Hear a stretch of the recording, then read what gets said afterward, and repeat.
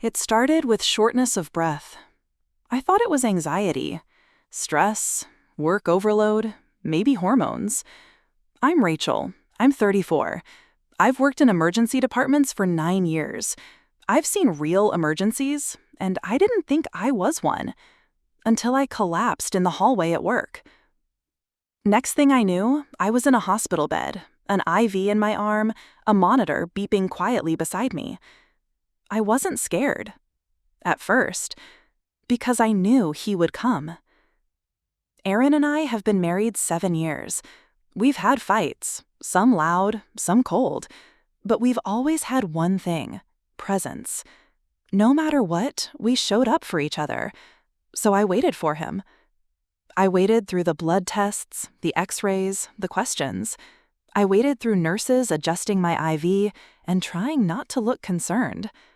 I waited through echo of shoes in the hallway, thinking the next one would be his.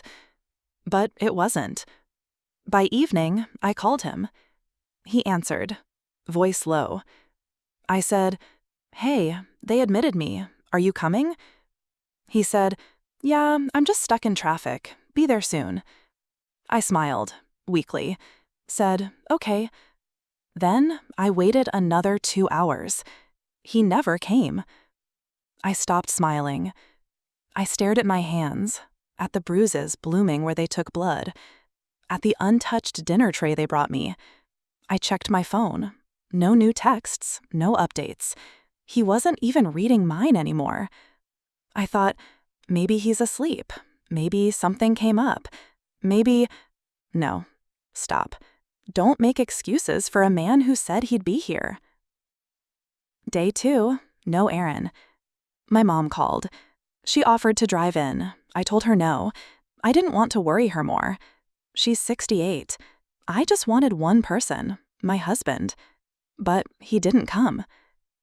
I posted a picture of my wristband, captioned it, "Going through it alone, I guess." I didn't tag him.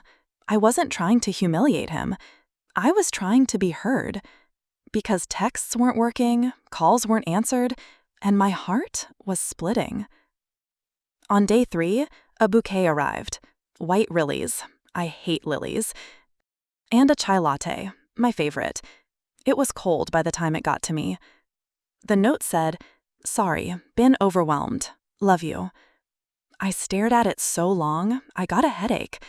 Because the person who sent that wasn't the man I married. I met Aaron in college. He used to wait outside my night shifts just to walk me to my car. He once drove 40 miles to bring me soup when I had the flu. And now, he can't cross town when I'm hooked to wires? On the 4th day, he came. I heard his shoes before I saw his face. He walked in, wearing a hoodie like he didn't want to be seen. He looked at me like he was the one hurting. And you know what I felt? Nothing. Not rage, not sadness. Just a dull, hollow ache. I said, "You weren't there when I needed you." He didn't answer. Didn't pry, didn't plead, just sat there, folding and unfolding his hands. We made small talk about the nurses, the hallway noise, weather, but not about why he left me alone. I got discharged that evening. He drove me home. We didn't speak the whole way. At home, he helped me get into bed, brought me water, then sat in the chair by the window, just watching me, like a painting he didn't recognize anymore. And I stared at the ceiling. That was a week ago. We haven't talked about it since. He keeps saying, "You okay?" like he wants to undo it all. But I'm not sure anything can undo this, because something broke. It's not just that he didn't show up. It's that he lied, that he promised and left me there anyway. It's that I trusted him and I didn't get even bare minimum care. And now I look at him and wonder, who would I have called if I was dying? And that's a thought no wife should ever have about her husband. So, Reddit, am I the asshole for not speaking to him? Because I can't trust him to show up anymore. He didn't cheat, he didn't hit, he just didn't come. And sometimes that's enough to end a marriage.